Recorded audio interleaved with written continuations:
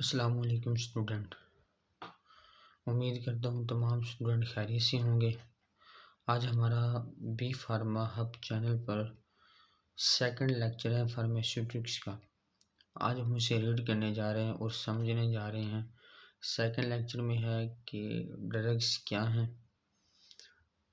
اور ڈرگس کی اہمیت کیا ہے، ڈرگس کو اگر غلط استعمال کیا جائے تو اس کے نقصانات کیا ہیں، ڈرگس کی درجہ بندی، ڈرگس کی اقسام کن بنیاد پر ہوتی ہے اور ڈرگس کی اہمیت کیا ہے۔ اگر ڈرگس نہ ہوں تو اس کے کیا اثرات ہو سکتے ہیں۔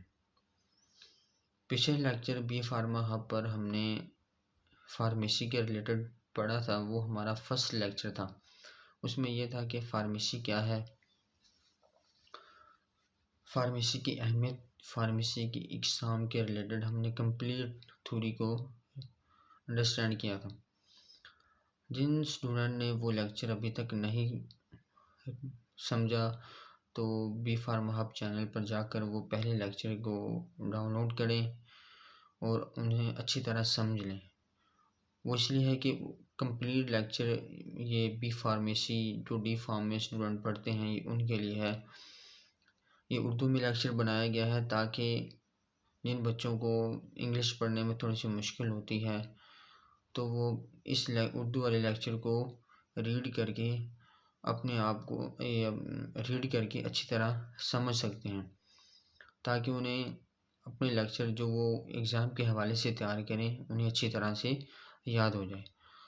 آیا اب ہم شروع کرتے ہیں کہ سیکنڈ لیکچر فارماسیوٹکس کے ڈرگس کیا ہیں، اس کی اہمیت کے بارے میں پڑھتے ہیں۔ ڈرگس کیا ہیں؟ ڈرگس وہ مادہ ہے جو بیماری کا علاج کرے، بیماری سے بچاؤ کرے، جسم کے افعال کو بہتر بناتا ہے۔ آسان الفاظ میں جو چیز یا جانور کے علاج کے لیے استعمال ہو اسے ڈرگس کہتے ہیں۔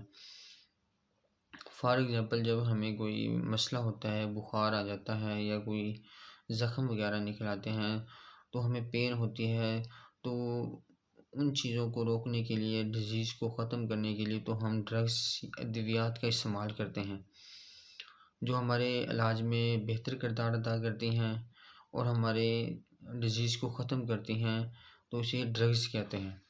اس کے بعد ہے ڈرگس کی درجہ بندی۔ ڈرگس کی درجہ بندی ہے فروخت کی بنیاد پر کی جاتی ہے، ذریعہ یا ماخذ کی بنیاد پر کی جاتی ہے۔ فروخت کی بنیاد پر اقسام۔ فروخت کی بنیاد پر ڈرگس کی اقسام ہیں اوور دی کاؤنٹر ڈرگس، نسخے والی ڈرگس۔ ان دونوں کا ڈیفینیشن کیا ہے ہم دیکھتے ہیں۔ اوور دی کاؤنٹر ڈرگس وہ ادویات جو ڈاکٹر کے نسخے کے بغیر مل جائیں، عام اور ہلکی بیماریوں کے لیے بھی استعمال ہو۔ فار ایگزامپل مثال کے طور پر پیراسیٹامول، کھانسی کا سیرپ، یہ ادویات میڈیکل اسٹور سے آسانی سے مل جاتی ہیں۔ ہمیں کسی محلے میں میڈیکل اسٹور ہوتا ہے یا کسی شہر میں میڈیکل اسٹور ہوتا ہے تو ہمیں ہلکی سی بخار ہو جاتا ہے، نزلہ ہو جاتا ہے، کھانسی ہو جاتا ہے تو کوئی بھی آدمی جا کر وہاں سے یہ میڈیسن لے سکتا ہے اور اپنا علاج کر سکتا ہے۔ اس کے بعد ہے سیکنڈ اقسام تو نسخے والی ڈرگس۔ نسخے والی ڈرگس کیا ہوتی ہیں؟ وہ ادویات جو صرف ڈاکٹر کے لکھنے پر ملتی ہیں وہ نسخے والی ڈرگس کہتے ہیں۔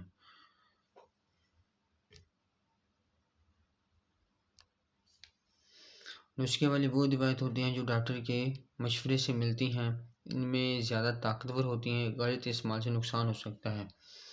ان میں یہ ہوتی ہے کہ جو بھی پیشنٹ ڈاکٹر کے پاس آتا ہے تو وہ اس کے سچویشن کے مطابق دوائی دیتا ہے اور سمجھاتا ہے اور اسے ڈوز کی ٹائمنگ بتاتا ہے کہ اسے اس خوراک کو کیسے استعمال کرنا ہے اور کتنی وہ کون سی خوراک کب لینی ہے، وہ اسے کمپلیٹ گائیڈ کرتا ہے۔ اس میں آ جاتا ہے مثالیں اینٹی بایوٹک یا بلڈ پریشر کی دوائیں۔ سیکنڈ درجہ بندی ہے ذریعہ ماخذ کی بنیاد پر اقسام۔ ذریعہ کی بنیاد پر ڈرگس کی اقسام۔ ذریعہ کی بنیاد پر ڈرگس کی بہت سی اقسام ہیں، یہاں پر ہم جو میجر اقسام ہیں ان کے بارے میں ریڈ کریں گے۔ پودوں سے حاصل شدہ، جانوروں سے حاصل شدہ، جراثیم سے حاصل شدہ، معدنی ذرائع سے حاصل شدہ، یہ ڈرگس کی اقسام ہیں۔ اب ہم انہیں اچھی طرح سمجھیں گے کہ کیسے حاصل ہوتی ہیں، ان پر کیسے عمل کیا جاتا ہے۔ پہلی جو ذریعہ کی بنیاد پر ڈرگس کی اقسام ہیں، پودوں سے حاصل شدہ ڈرگز۔ وہ ادویات جو پودوں سے حاصل کی جاتی ہیں انہیں پودوں سے حاصل شدہ ڈرگز کہتے ہیں۔ For example ریزرپائن۔ ریزرپائن کیا ہوتا ہے؟ ایک پودا ہے جو راؤفولیا سرپیرینا سے حاصل کی جاتی ہے۔ یہ ایک پلانٹ سورس ڈرگ ہے۔ استعمال کیسے کرتے ہیں؟ ریزرپین استعمال ہوتی ہے ہائی بلڈ پریشر کے لیے، یعنی یہ بلڈ پریشر، جن لوگوں کے بلڈ پریشر ہائی ہوتے ہیں یہ اس وقت دی جاتی ہے ان کا بلڈ پریشر کم ہو جاتا ہے، نارمل ہو جاتا ہے۔ پرانے زمانے میں یہ ذہنی بیماریوں میں بھی استعمال ہوتی تھی، ذہنی بیماریوں کے لیے بھی ریزرپین استعمال کی جاتی تھی۔ اس کے بعد آ جاتا ہے طریقہ کار جسم کس سے استعمال کیسے کرتے ہیں۔ جسم میں موجود کیمیکل جیسے نورا پیپنیفرین کو کم کرتی ہے، بلڈ پریشر کم کرنے میں مدد دیتی ہے۔ سادہ الفاظ میں یہ ہے، یہ اعصاب کے ریزرپین یہ اعصاب کے سگنلز کو کم کر کے بلڈ پریشر کم کرتی ہے۔ اس کے بعد آتا ہے ڈائجیکسن۔ ڈائجیکسن کیا ہے؟ ایک مشہور دوا ہے جو دل کے مریضوں میں استعمال ہوتی ہے۔ یہ پودے ڈیجیٹالس پر یوریا سے حاصل کی جاتی ہے۔ ذریعہ پودا ڈیجیٹالس یہ ایک کارڈک گلائکوسائڈ ہے۔ استعمال اس دوا کو استعمال کر کے دل کے پٹھوں کو طاقت ملتی ہے، دل کی دھڑکن کو منظم کرتی ہے۔ سادہ الفاظ میں دل کو مضبوطی سے سکڑنے میں مدد دیتی ہے۔ اس میں یہ ہوتا ہے کہ بعض اوقات دل خون کی کلاٹ بن جاتے ہیں تو یہ ان کے دل کے پٹھے کمزور ہو جاتے ہیں، تو دل کی مضبوطی جب سکڑتا ہے تو پین وغیرہ ہوتی ہے، بلڈ کی سرکولیشن کم پڑتی ہے، تو اسی لحاظ سے ڈائجیکشن دل کے پٹھوں کو مضبوط کرتی ہے اور انہیں سکڑنے میں مدد دیتی ہے۔ ڈائجیکشن کے دل کی بیماریوں کے لیے استعمال کی جاتی ہے۔ اس کی جو دوسری اقسام ہے وہ ہے جانوروں سے حاصل شدہ ادویات۔ یہ وہ ادویات جو جانوروں سے حاصل کی جاتی ہیں۔ انسولین جانوروں سے حاصل کی جاتی ہے۔ انسولین شوگر کے مریضوں میں استعمال ہوتی ہے۔ اس کے بعد ہے تھائرکسن ٹیبلٹ۔ تھائرکسن وہ ہوتی ہے گلے کے لیے استعمال کی جاتی ہے، گلے کے جو انفیکشن ہوتا ہے اس کے لیے بھی استعمال کی جاتی ہیں۔ اس کے بعد ہیپارین آگے۔ اس کے بعد جو سیکنڈ اقسام ہے وہ ہے جراثیم سے حاصل شدہ ادویات۔ جراثیم سے حاصل شدہ کون سی ادویات ہیں؟ وہ ادویات جو بیکٹیریا، جانوروں سے حاصل شدہ وہ ادویات جو بیکٹیریا یا فنگس سے حاصل کی جاتی ہیں۔ مثالیں پینسلین، اسٹریپٹومائسن۔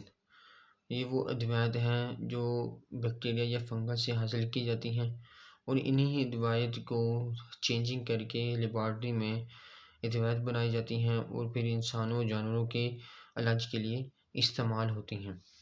اس کے بعد آتا ہے معدنی ذرائع سے حاصل شدہ ادویات، یعنی معدنی سے ہم دوائیں جو حاصل کرتے ہیں وہ کس لیے استعمال ہوتی ہیں، ان کے استعمال کرنے سے کیا فائدے ہوتے ہیں۔